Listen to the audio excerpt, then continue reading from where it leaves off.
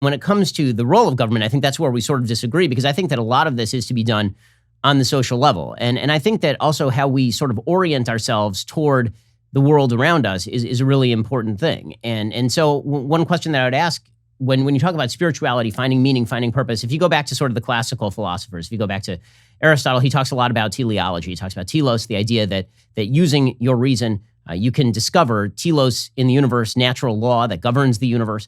And what he really means by that is that if there are certain things that are designed to achieve certain purposes, then you'll live your happiest life if you recognize what those are, and then you live in consonance with that. Now, that can lead you to some pretty ugly places depending on how rationalistic you get, right? I mean, Aristotle, at the same time that he's promoting the idea of freedom of rationality, is at the same time promoting the idea that there are actual hierarchies of human beings in which some people should be held as slaves. So it's easy to see how this sort of logic can lead to the wrong places. On the other hand, the attempt to sort of disconnect the world from any sort of purpose, to disconnect the world from a teleology, also leads to the nihilism and despair that we see. So how do you find the sort of middle ground as to what you think are the rules for the road? What do you think the rules for the road should be for an individual, and what do you think the rules for the road should be in terms of a society and then in terms of government? Because I think those are three separate categories, and I think that very often our mushy sort of political thinking conflates all three. It's like what I like for individuals is what I also want a government to do, or what I want society to do is what I want the government to do. And I think it's pretty important to sort of tease out what we should expect from each one of those sort of categories: individuals, society, and government. In these three areas, mate, the sort of the rules for an individual, the rules for a society, and the rules of a government, yes, of course, there are, like, at scale, many simplistic ideologies begin to warp and break down. And look, I'm aware of you, and I know that you're aware of me, and we've had a conversation before, and what I feel is that I would anticipate, perhaps, certainly from the comments I get underneath my own YouTube channel, is that a lot of people seem to think like I'm maybe like a communist or something. And a communist, of course, infers a highly empowered, centralized state. And this is not what I believe in at all.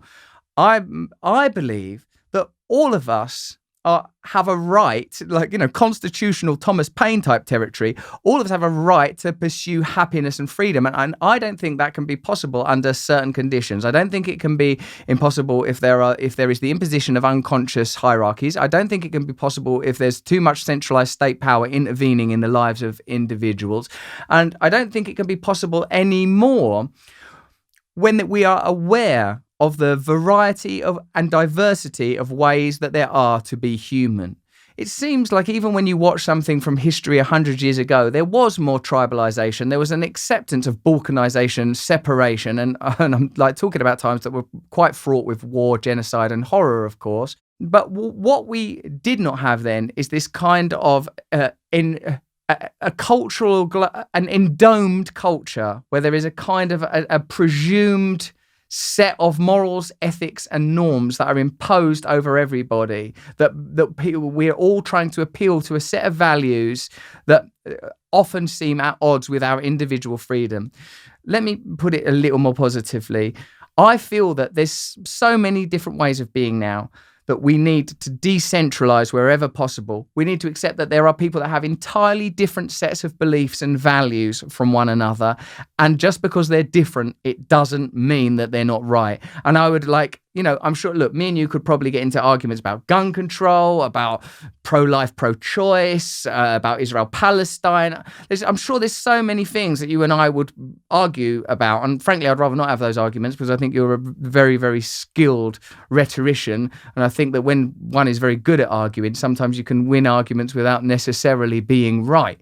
And my feeling is that when we are so different from one another, why are we trying to centralize? Why are we trying to create these huge dominions when so many varied people are being asked to live a homogenized, normalized, centralized, and ultimately, as a result of that, oppressed lifestyle?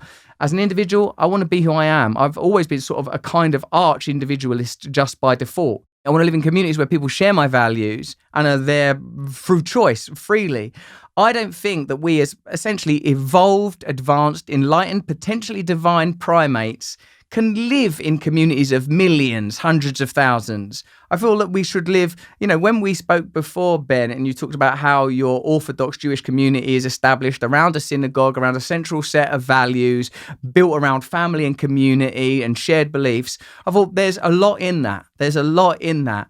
And I feel at heart, communities need a shared purpose. I'm a big fan of that Sebastian Junger book, Tribe, where he talks about the sort of the experience that service people have when they come home, the loss of purpose, the loss of meaning. Because in our crazy world, being in the military, in combat, is a closer approximation of how we evolved to live than living in a bland, nihilistic, urbanized, empty, hollowed out, culturally vacuous, consumerist culture.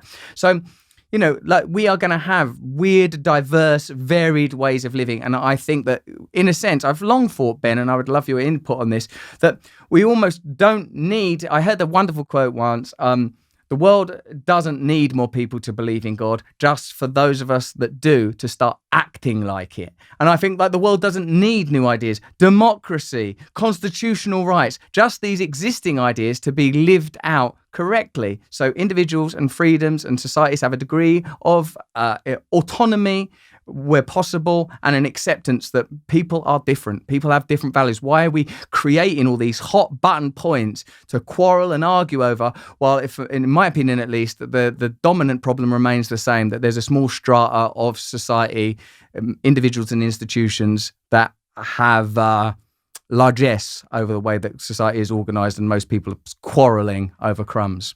So I feel that we're agreeing a lot here, because the attempt to sort of homogenize society and then demand that everybody lives the same way, I think, is really destructive. And you can see it in the United States. And this is one of the reasons why I fear the idea of a centralized power, particularly in government, because government, in my view, is essentially a gigantic gun. And basically whoever controls the gun now controls how everybody else lives.